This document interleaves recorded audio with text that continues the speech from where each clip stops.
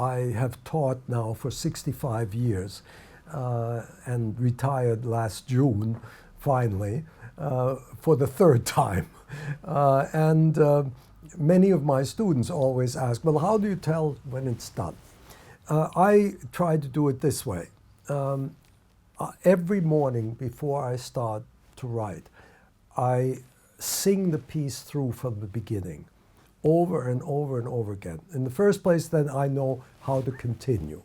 In the second place, I will know when to end.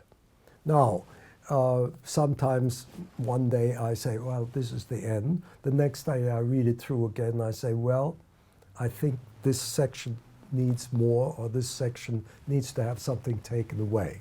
So it isn't a final say in one day. However, I very seldom go back to a piece and revise it, because I feel it's better to write a new piece than to try to rethink where your mind was at that particular time.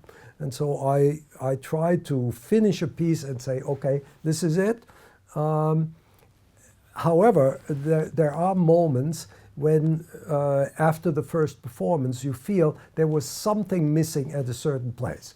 And I have the luxury of being alive again for the second performance, hopefully, in some pieces or in most pieces.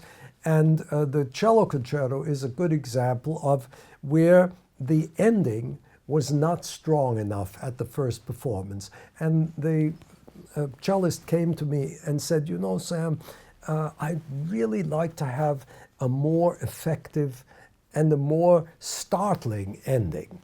It just ended, and it needed just 4 more measures. But those 4 measures really make that ending much, much better than it was. So there are times you feel it's not quite finished.